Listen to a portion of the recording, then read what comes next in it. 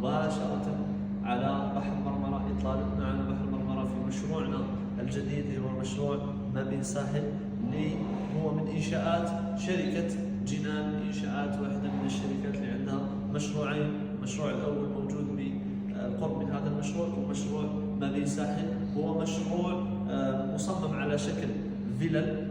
فيه عندنا 9 بلوكات راح نقدم لكم إن شاء الله تعالى شرح حول هذا المشروع. عندنا 9 بلوكات في هذا المشروع. 80% من المساحة هي مساحات خضراء. عندنا المساحة الإجمالية تاع المشروع هي 14,000 متر مربع.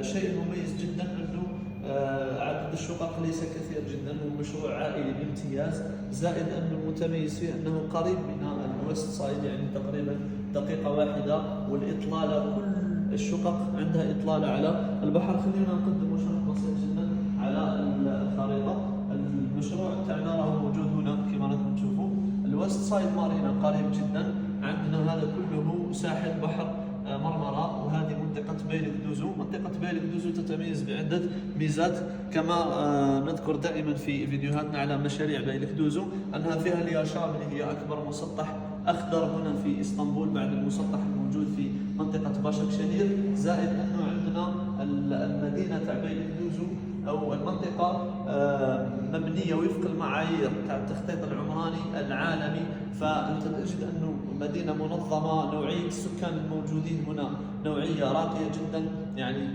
هاي كواليتي. زائد أنه هذا المشروع اللي رانا جينا له اليوم هو مشروع متميز جدا جدا في الكواليتي الخاصة به. الأسعار تاعو تبدأ تقريبا من خلينا نقولوا من $1,000,000 فما فوق. الأسعار تستاهل. لماذا؟ صحيح أنه ممكن بعض الناس يجيبون الأسعار غالية، ولكن الإطلالة البحرية والمنطقة الهادئة والكواليتي تاع التشطيبات الموجودة داخل الشقق هي اللي تخلي هذا المشروع يكون السعر تاعو مرتفع نوعا ما. راح نشوفوا إن شاء الله تعالى الشقق من الداخل. لكن قبل أن أذهب عندي معلومة فقط أريد أن أكدها، أن هذا المشروع صالح لأخذ الجنسية التركية. بارك الله فيك. السلام عليكم. جينا للشقة تاع مشروعنا ما بين ساحل. هذه الشقة مساحتها 240 متر، الإجمالي المتر 175. عندنا شيء مميز جدا في هذه الشقة، أنه عندنا سيستم سمارت هوم، ما زال ما تركبش فقط.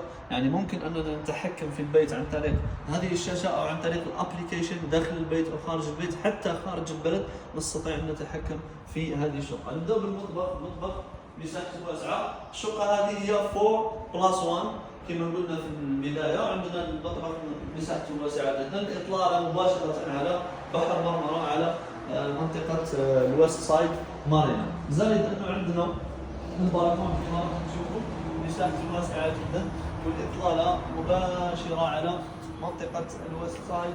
زائد أنه نستطيع حتى أن نرى الأضلاع اللي هي جزر الأميرات. عندنا منطقة الشرق الآسيوي، وهذه كلها كما ترون سفن تجارية تنتظر في مكانها للدخول. كذلك الصالون مساحته واسعة جدا، المساحة تاعو واسعة. زائد أنه عندنا الإطلالة على اللاندسكيب اللي كما شرحنا في الماركت، قلنا باللي تقريبا 80% من المساحة الإجمالية هي مساحة خضراء. عندنا هذه المكارات نسلموا هكذا مباشرة مع الشقة. زائد أنه عندنا الحمام تشطيب تاعو عالي جدا جدا. زائد أنه كما ذكرنا أنه كل شقة مزودة بحمام تركي، أو ممكن هذه المعلومة ما ذكرناهاش في الشرح تاعنا. وهذا ما يتميز به مشروع ما بين ساحل في شققه، أن كل شقة تسلم بحمام خاص. عندنا غرفة أخرى، هذه غرفة مطلة على اللاندسكيب. زائد أنه عندنا 3 غرف. هذه غرفة إضافية. زائد أنه عندنا غرفة النوم هنايا، غرفة النوم مزودة بحمام خاص، وغرفة النوم مطلة على اللاندسكيب أو المساحات الخضراء الموجودة في المشروع. زائد راح نشوف إن شاء الله الغرفة الأخيرة فيها دريسنج روم مطلة على اللاندسكيب. زائد أن عندنا مكان مخصص لوضع الملابس مزودة بحمام.